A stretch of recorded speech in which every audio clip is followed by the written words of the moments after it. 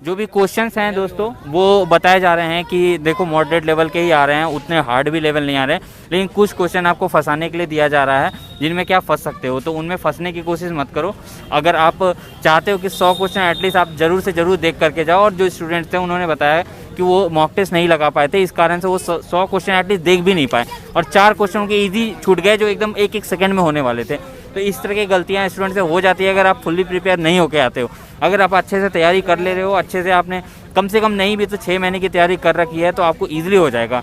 Maths और reasoning के लिए यही बोलना चाहेंगे कि मैथ्स और रीजनिंग में आपकी प्रैक्टिस होनी चाहिए, प्रैक्टिस होगा तभी आप क्वेश्चंस कर पाओगे अच्छे तरीके से, नहीं तो क्वेश्चन जो है थोड़े टाइम टेकिंग है। अगर आपको आता होगा कि हाँ ये क्वेश्चन है, ये इस तरह से होगा, ये इसमें ये फॉर्मूले लगेंगे, तो तुरंत हो जाएंगे। अगर फॉर्मूले आपको याद नहीं है तो फिर आपके लिए इशू आ सकता है। और जहाँ तक जनरल अवेयरनेस की बात की जाए तो जीके स्टैटिक स्टूडेंट्स बार बार यही बोल रहे हैं कि सारे स्टूडेंट्स यही बोल रहे हैं कि लगभग सारे के सारे जीके जो हैं वो लूसेंट से ही आ जा रहे हैं स्टैटिक के जगह। कहीं से बेसिक तैयारी की है, हाँ, कहीं से भी बेसिक तैयारी की है तो वो कर सकते हैं। जिन्होंने लूसेंट पढ़ा है उनको लगा कि लूसेंट से ही आ रहा है, जिन्होंने दूसरी किताबें पढ़ी है उनको लगा कि उसी किताब से आ गया।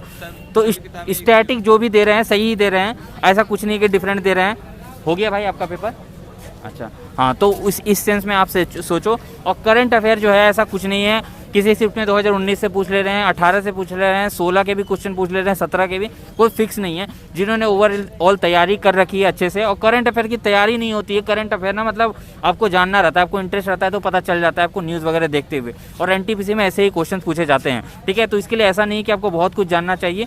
तो इस तरह के क्वेश्चन छोटे मोटे पूछे गए थे, जैसे कि आपका 16वीं लोकसभा जो पिछली लोकसभा थी उसमें जो आपकी स्पीकर थी वो सुमित्रा महाजन थी, उनके बारे में सवाल पूछे गए। तो इस तरह के सवाल पूछे गए हैं। 2020 से भी लेटेस्ट सवाल जो है वो कोई डांस डे करके था, उनसे को सवाल पूछे गए। तो इस तरह की इजी सवाल क्वेश्चन पूछे जा रहे हैं। आपको ज़्यादा घबराने की जरूरत नहीं है। जिनकी तैयारी अच्छे से है वो तो एकदम बिल्कुल आराम से कम 70 अटेम्प्ट कर देंगे। और साथ ही साथ एक बहुत इंपॉर्टेंट भाई ने बात कही कि मॉक टेस्ट लगाना बहुत बहुत बहुत ज़रूरी है। बिना मॉक टेस्ट लगाए आप 100 क्वेश्चन देख भी नहीं सकोगे। एक मैं किताब बताना चाहूँगा, ज़्यादा मोटी भी नहीं है। हाँ बताइए। इतनी छोटी सी है, लूसेंट से काफ़ी चौथा हिस्सा कम होगी। अच्छा। एक रोजगार वेद अंकित की है, पीली किताब है, छोटी सी सामान्य ज्ञान की, पूरी जी के वहीं से फंसी है करंट को छोड़ के। अच्छा हाँ जी, कौन सी भाई?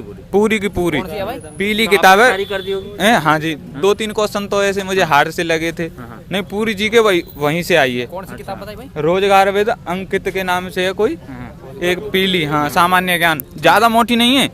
उसमें मोस्ट इम्पोर्टेंट क्वेश्चन है, मोस्ट इम्पोर्टेंट। अच्छा हाँ जी, मैंने तो बस वही पढ़ी थी। वही पढ़ी थी। सारे क्वेश्चन ऐसे लग रहे उसी किताब से उठाए गए हैं। अच्छा हाँ, और सारे क्वेश्चन ऐसे लग रहे थे उसी किताब से उठाए हैं। लूसेंट तो ज्यादा मोटी अब तैयार नहीं हो पाएगा उसमें से, उसे ज्यादा से ज्यादा 10 से या 15 दिन में 2-3 बार पढ़ लेंगे, ज्यादा मोटी भी नहीं है। हाँ जी, तो उसको पढ़ लेंगे। हाँ। कौन कौन सी किताब आपने पढ़ी थी? और मैंने तो वैसे तो चैनल से बेसिक तैयारी की थी, मैथ और रीजनिंग। हाँ, रोजगार वेद अंकित चैनल से की थी। और एक वो पीली किताब रोजगार वेद अंकित की ही पढ़ी थी, उसी से जी के आया है। उसी से जी के हाँ, आ गया। 80% जी के उसी से आया है। हाँ जी, तो देखा आपने, किताबें बता रहे हैं। वैसे देखो उनका भी कहना है कि किताब आप कोई भी पढ़ो, उसमें अगर पूरी जानकारी है तो वहीं से आ जाएगी। इसमें आपको बस लेकिन तैयारी अच्छे तरीके से करनी है। ऐसे नहीं है कि 10 जगहों से तैयारी करनी है।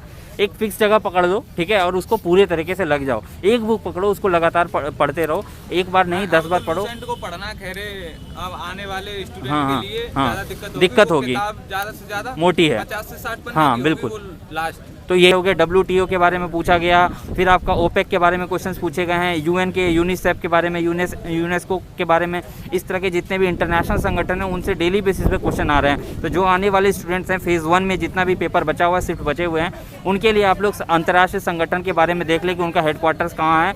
फिर आपका UN के जो इससे पहले बाकी मून थे, आपके चीफ थे, उनके बारे में भी क्वेश्चन पूछा गया था। तो जरूरी नहीं कि जो एग्जिस्टिंग चीफ, तो ऐसा था, मुझे ध्यान आ गया, मतलब 3 राज्यों की राजधानी दी हुई थी। हाँ, और एक पंजाब राज्य दिया था। हाँ, तो उसमें से पंजाबी था। हाँ। और तीनों राज्यों की राजधानी थी। अच्छा। मतलब ज्यादा हार्ड नहीं आ रहे हैं। हाँ, सही आ रहे हैं क्वेश्चन।